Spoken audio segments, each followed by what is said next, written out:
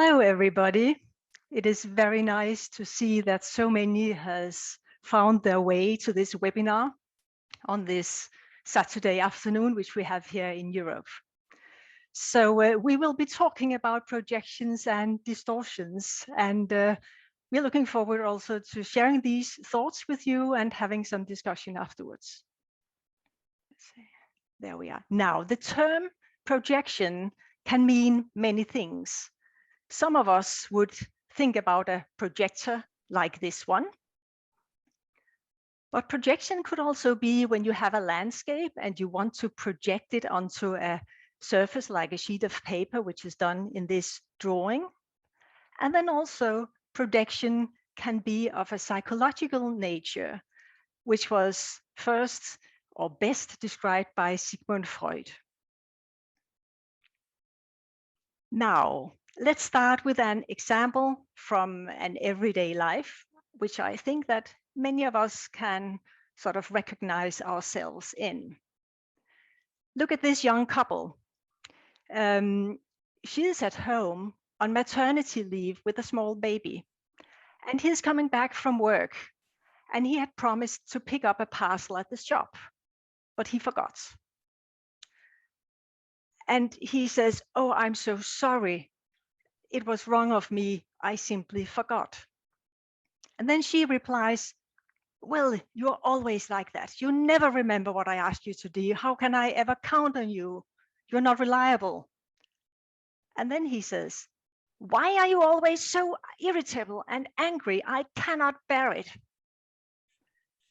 So he has suddenly turned the situation upside down. Initially, he said, "I'm sorry, I did something wrong." But then she started blaming on her, and he got a very bad conscience, a sense of guilt. And that feeling is very hard to bear. It's a very uncomfortable feeling. So it was sort of his relief was then to project it onto her and say that she is the one that is wrong. She is the one we cannot trust. So this is an example of projection, something that we all use to some degree in the way we live our lives and the way we are in our relationships. So projection in our webinar here today is a psychological topic.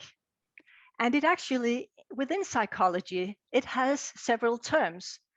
It is also called attribution. It's called projection, and it is sometimes called distortion. But it is about attributing qualities to others which they do not have.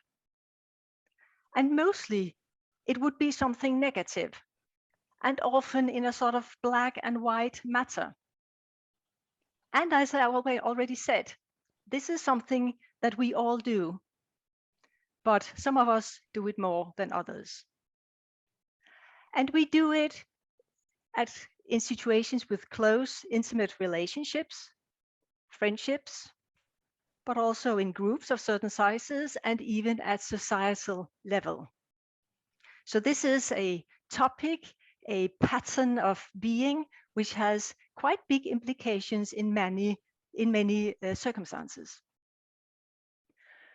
So of course, an important question to ask initially is, well, why do we project stuff onto others?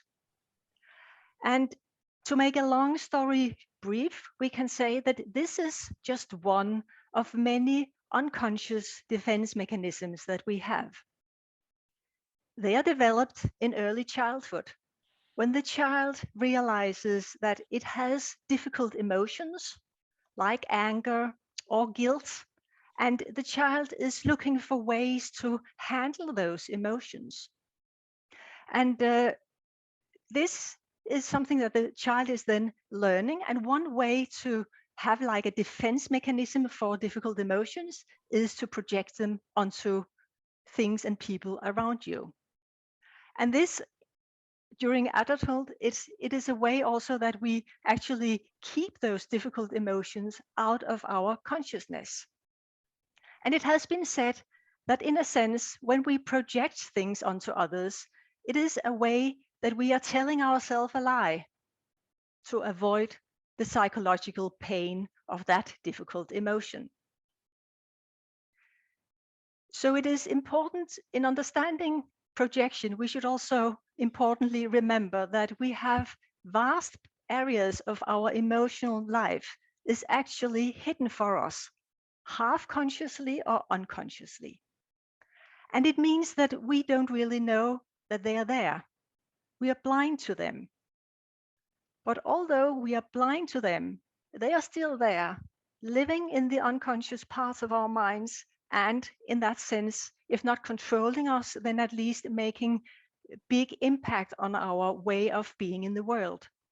And often a projective pattern, if that is very much present in your life, it may lead to conflicts with others. Many years ago, Woody Allen made a film called Annie Hall.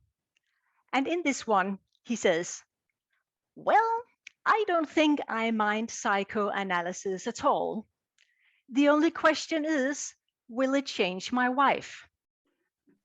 And this, of course, is a Freudian slip. He was actually intending to say, will it change my life? But this slip made him say, my wife instead, and thereby disclosing an unconscious or hidden question. Is it in reality my wife who is the true problem here?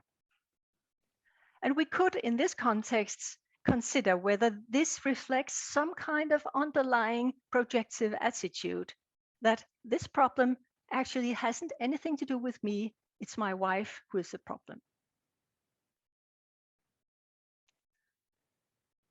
Sometimes intimate relationships develop between opposite characters. And we can think of one here where the man is calm, whereas she is highly emotional. So he always appears to be in control and she carries all the emotions. So what is it that he does? Well, unconsciously, he splits his own emotions. They are not sort of accessible to him, but rather he projects them into her. And he could, for instance, repeatedly tell her, well, you are just too demanding, you have too many emotions. So in a sense, he goes free. Whereas she, who carries the emotions, she may, in contrast, attribute qualities to him which she misses in herself. That, oh, he is so calm, he is so emotionally balanced, etc. So these opposites, they sort of project also emotions into each other, or they attribute. And even in relationships where you are not opposites, you know probably that there is a tendency to having a pattern in relationships where it is easier to see the other part, for instance, your partner's typical patterns of behavior, than it is to see your own. And for instance, if you come home from work or your studies and you meet your partner and there's like a sort of irritable, somewhat annoyed atmosphere, and you are actually yourself irritable, but you're not really perhaps thinking so much about it, then you may ask the other, well, why are you so irritable today? So that you sort of project your own inner irritability onto your partner.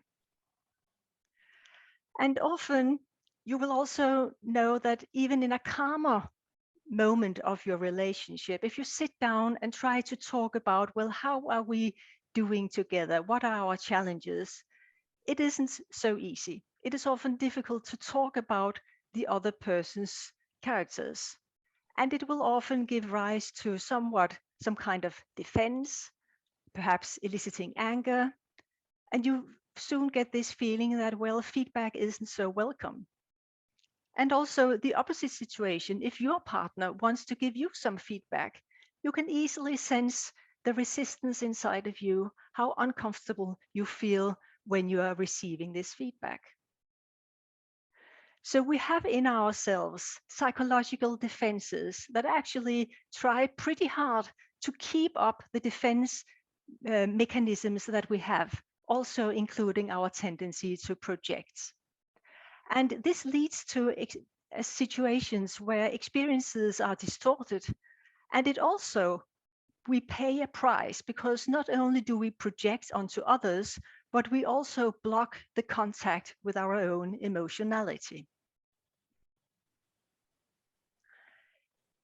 Now, as you know, this seminar is given by Acem, and that is because Acem meditation is actually a very interesting alternative or activity that you may consider as a way to work with more projective patterns. Because Acem meditation is not projection, it is actually the opposite. It is introspection. You look inwards, you orient your attention inwards. And what you do there is that with your eyes closed, you repeat a meditation sound. Mental repetitions, it hasn't any meaning, but it's highly effective. And it allows your thoughts, feelings, and moods to float freely, and they are being processed. And in this introspective situation of meditation, you actually have a reduced psychological defense. And thereby, the meditative experience may be a training in seeing your own projective reactions. Because in meditation, you are alone with yourself and your reactions.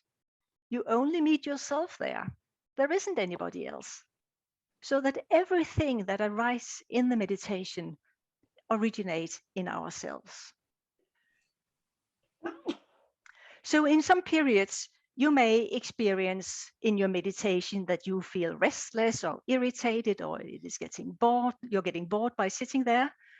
And a projective attitude would then be to think, well, something must be wrong with the technique, with the instruction, or with the instructor, since I have these difficult emotions. And then through meditation and through the dialogue with your instructor and with other meditators, you may gradually be aware that, well, perhaps this has something to do with some unconscious material that is gradually coming to the surface here, so that you may approach unprocessed aspects of your mind, and in that sense also approach some of your defense mechanisms. So that even though the natural conclusion could be to simply stop meditating, through guidance and continued meditation, you may gradually see your own contribution and get a new perspective. You may understand sort of from the inside that, well, these reactions that I so readily projected onto others may actually reflect somehow some typical ways for me to behave or to react. We also, on a regular basis almost, encounter that when we have sit together in a group for a longer period of meditation, then the group will have a guidance afterwards discussing how this long meditation went. And every now and then there will be somebody there who is just so discontent with the chair and with the surroundings, and intensively talking about how awful the chair was and how much noise there was from the outside. And actually, this could be the chair that we've been sitting in, but when you hear the person talking, it sounds as if it's this kind of chair that he or she has been sitting on.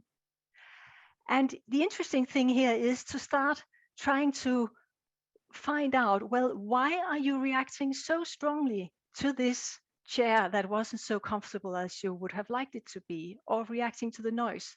And especially it becomes interesting when you then ask the rest of the group, what did you think about the chairs? What did you think about the surroundings? And the rest of the group will say, well, the chair is fine. And I didn't really notice any noise. And then it becomes sort of more evident that here is something that you cannot just attribute to the chair or to the surroundings, but you also need to look inwards to understand what was this actually about.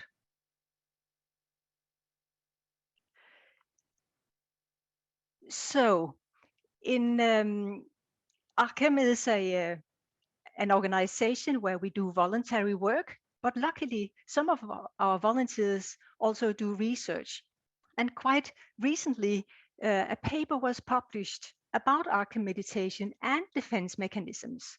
And this is a fairly busy slide, but it shows the front page of this scientific report.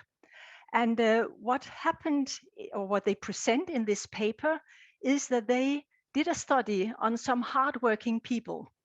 And one group learned to practice Acem meditation, and a group of controls did not. And their defense mechanisms were mapped by questionnaires before and after the intervention. And in the lower right corner, you can see some of the main results in a very simplified way. If you look at the psychological defense mechanisms or patterns, those who learned Acem meditation, they actually had a reduced psychological defense, whereas in the controls, there were no changes. And similarly, regarding stress symptoms, they also were reduced in those who learned Acem meditation, but not in the controls. And very interestingly, the most pronounced results in those who had many stress symptoms and high level of psychological defense were observed there. So it appears that Acem meditation may be a way to also work with your psychological defense mechanisms. So with this citation from this scientific paper, I have run through some of the aspects of projecting or attributing in closer relationships, and Ole will now move on and look on projections as a group phenomena. Please. Yes, but Merete, if you stop your share screen, then I sharing, can yes. Start mine. Yeah.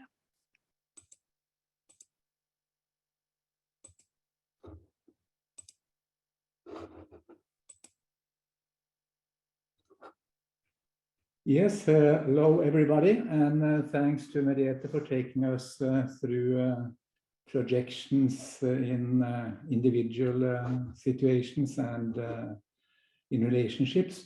Now we're going to talk about projections as group phenomena, and that is much more speculative. Some will also say that it's political. I would say it's meta-political, it's not party politics. But of course, what I'm saying now is much more kind of open to disagreement and not so much based upon scientific articles.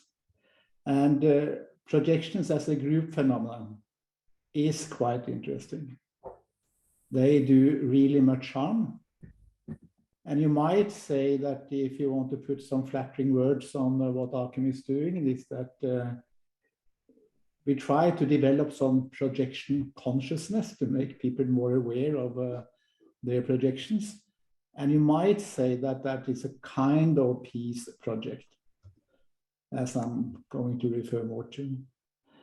When we talk about meditation helping you to understand better or to some kind of projection consciousness, then it's important to understand that Acem not only applies the meditation technique in isolation. If you are to be more conscious about how your projections work in meditation, for example, as Merete mentioned, that you think this chair was really awful, and it may have to do with your inner irritability that was actualized during meditation, you need a guidance group. And therefore, in Acem, guidance is very important, and we say that after 1 hour of meditation, you really need to have some guidance and discuss your meditation. Otherwise, your projections may play a trick upon you.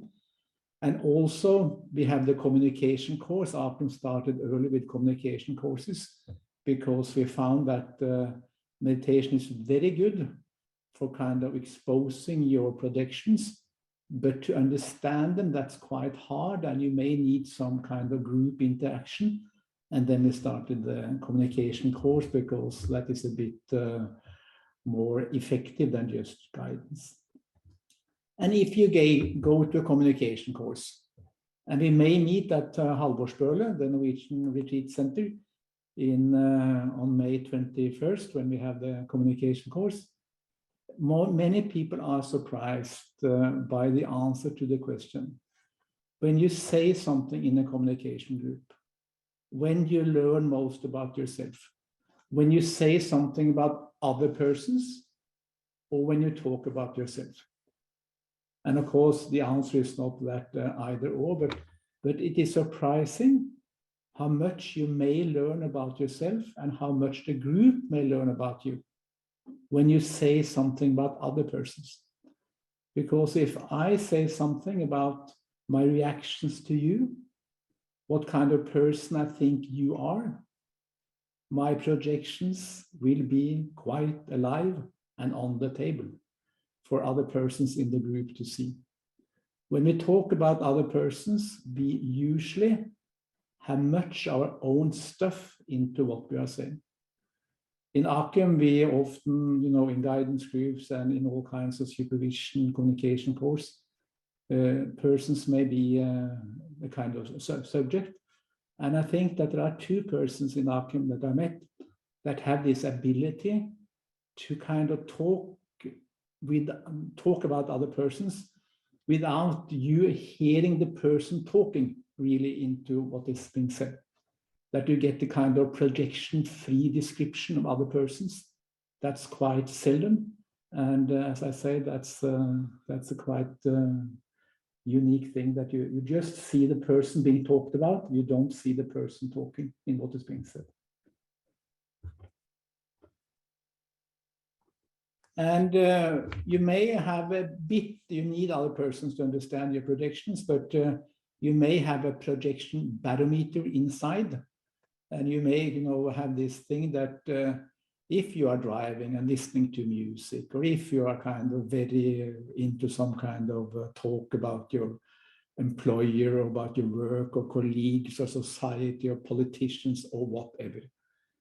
And if you get into some kind of intense criticism, you may try the introspective kind of going backwards and ask yourself, how do I really now feel about myself? When I'm kind of into this intense kind of characterization of other persons, how do I feel inside? And that may be interesting. If you want to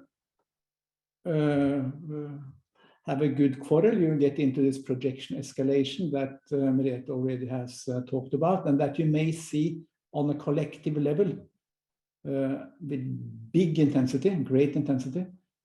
Because if you start the accusation game that may be said to be some kind of projection game, then you will see that accusations and blame, they foster and intensify new counter accusations and blame. And that's not only across the kitchen table or dinner table, that is definitely also between societies.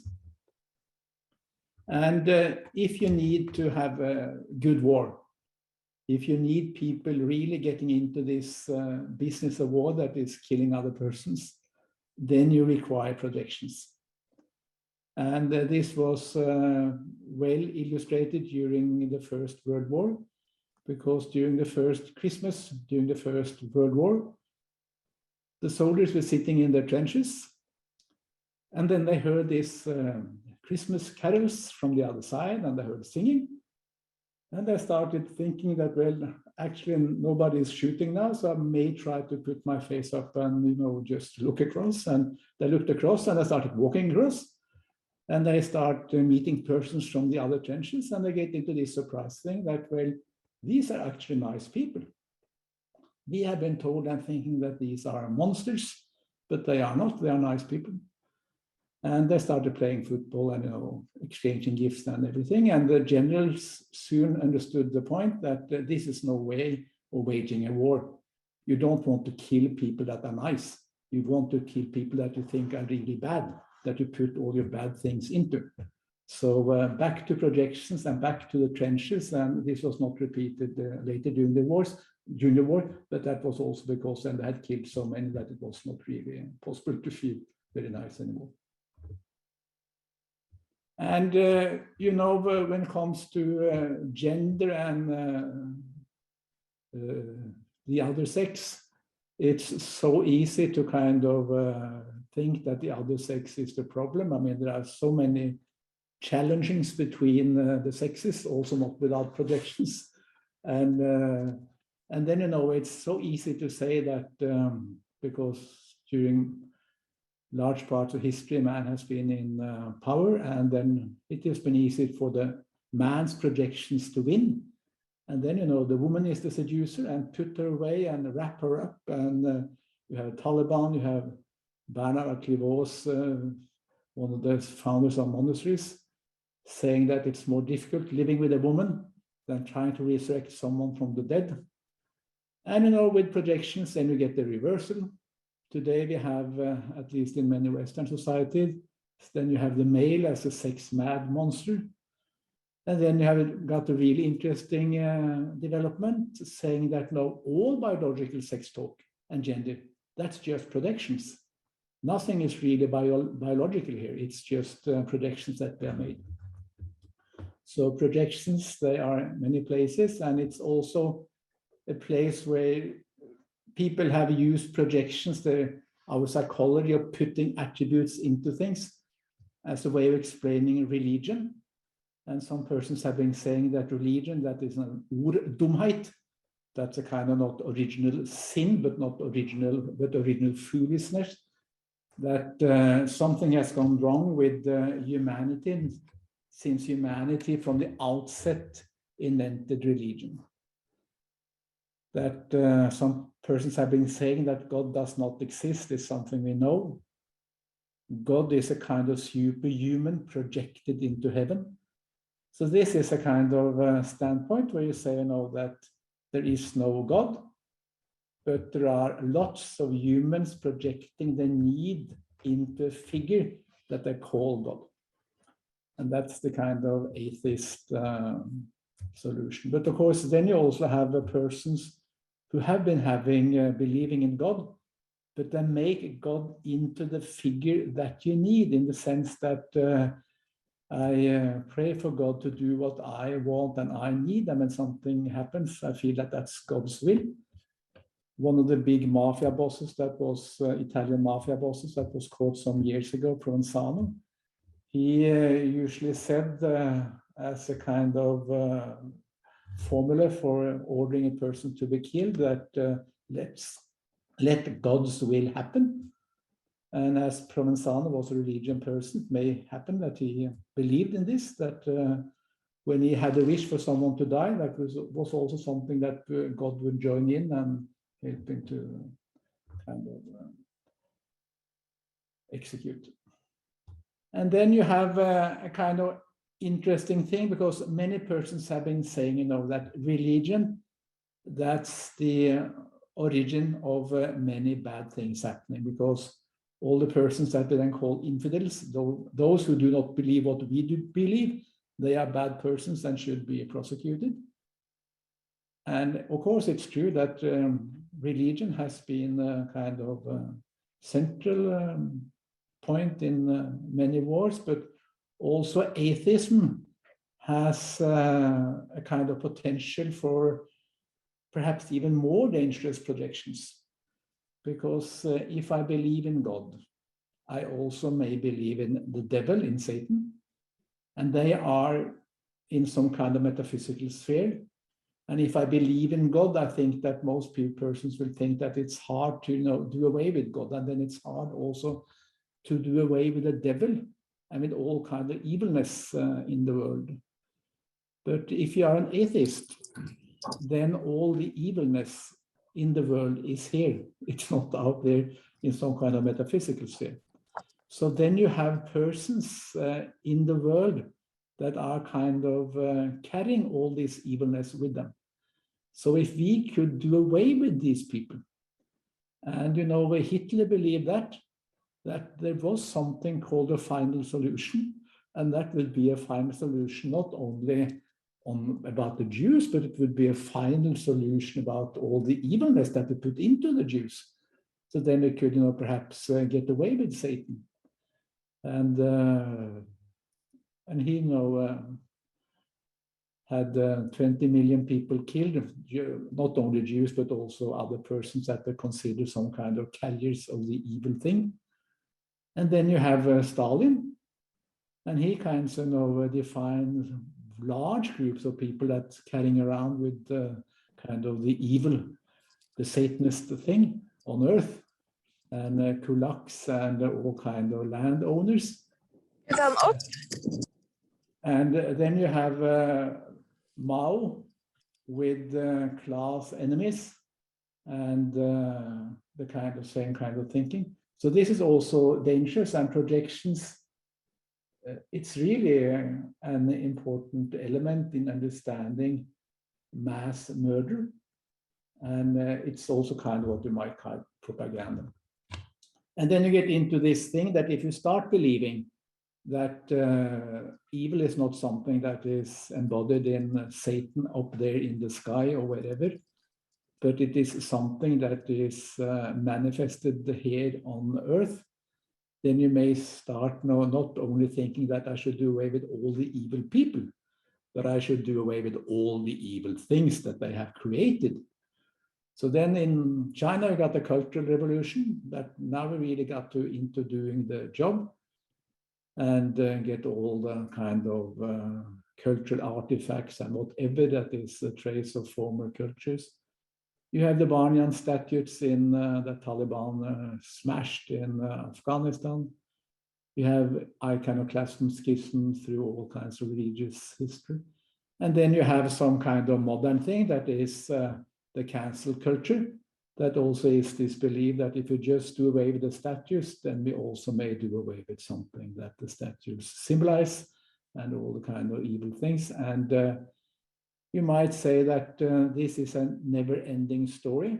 When you meditate, if you are into irritation, we can only say good luck to you in trying to find a chair that is really ideal through long meditations when you have much actualized irritation coming up. And you might say also good luck to you if you try to, in the outer world, in the external world, try to eliminate all projections of your inner psychological things by eliminating all external traces. You have a large job in front of you. And when it comes to in the media, then you have the repetitious cycles of projections that in the media you see, very often you have this thing that, oh, there is a new star coming, and you put all the things that we would like to be into, or the reporters put that into what they are publishing, and we go into what they are publishing because we like, to meet a star and see something that fulfills our inner aspirations. But after some time, we start tearing down part of the cycle. We have this thing that we see them as crooks, and with some kind of snowball effect, and we start acting as a locust swarm or a lynching mob when it gets really aggressive. And this is a kind of the energy over projections going a bit wild. And it's impossible to have a talk about projections in modern time without really mentioning the great projection master and shame dumper. Shame dumping is another, I think, very good really label on projections.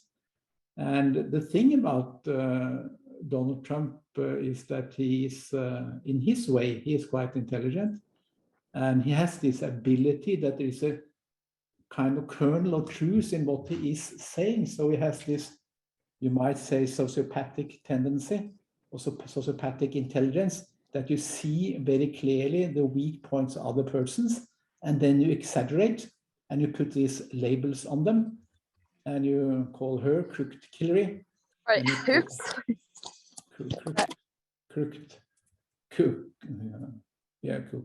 Whatever. And you call him Sleepy Joe, and then you have this projection thing and this shame dumping thing, and it's no doubt that this man is very good at that, and therefore also he is, good at winning elections, and we'll come back. Why are projections so rewarding? One thing is that if I put the shame that I feel inside out there, as Merete told us, then I may feel better about myself. But by condemning others also at a more collective level in a group, I may be also, by condemning others, I may be implicitly praising myself. If I join into some kind of locust swarm or group that is calling somebody a fool, I may take part in some kind of feeling that, well, really I am better. Because if I call you a fool, that is from a position of feeling, well, I'm a bit smart, I'm a kind of genius. If I feel, and many people are good at that, to finding people who really represent evil things, it may help you to feel that you are quite a good person. And that is a good feeling. So we want to get into that feeling. And if projections may help us getting into the feeling of feeling good, that's kind of a forceful motivator for doing projections. And also you might say that in Acem, we are into this trying to do things to change ourselves. That is very difficult. And you might say that also the problem is, if I try to change myself, I don't have that many excuses for not succeeding.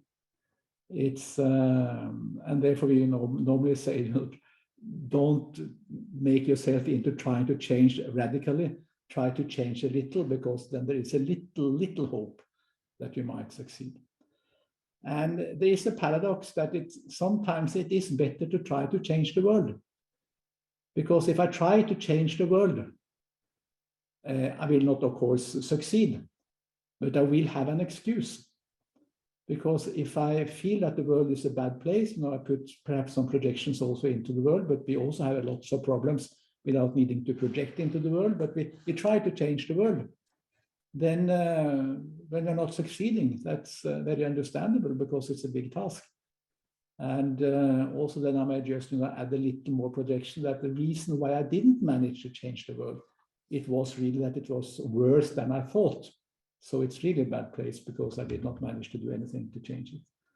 So making the world into a place that we need to change may also help us to avoid this little challenge to try to do something about ourselves, which is very difficult. And then also, as part of understanding why projections are so important and so forceful, it is that it is part of the evolutionary mechanism. It's a psychological defense mechanism. It may help me to survive in my childhood, but it may also help me to survive in the world. If you are good at projecting the other party in a war to be really bad people, that may help us to mobilize and stress and fight, and we may belong to the victorious party. So is there any hope for introspective meditation? And you might, ask for the work that we try to do in Acem to achieve some kind of projection consciousness through introspective meditation and through guidance and communication courses that help to kind of make this process more forceful. And we may say that, again, good luck to you. There are so many counter forces in the modern world. You have the language of politics to be effective, and that's just not Donald Trump. That is a language very much of projections. You have the media that thrive on projections, that live on projections. Projections are a good sell for the media. You have the social media that has become some kind of projection shock if you are subject to it. And you have political correctness. So you might say that good luck to you if you try to do something about this. The counter forces are strong. But you might also say that it is very important that some groups, by some kind of methods, try to make some kind of breach in this kind of very forceful forces of projections, because that's what really the world needs, and it has to start someplace, and someplace to start is with the individual making the projections and trying to understand the projections mechanisms. So what to do? You can never eliminate this kind of defense mechanism. That's part of us. It's part of also our kind of evolutionary mechanisms. fight and stress. And but you may try to work with it. Even though you can't eliminate it, you may try to work with it. You may try to work with it individually, you may try to work with it collectively, and you may try to understand and moderate it. And it's part of the message of Acem that we are never going to get to the end, but we may get into a process that is good for ourselves and for others, and that may make our own lives a bit more interesting, and it may also contribute a little bit to a better world.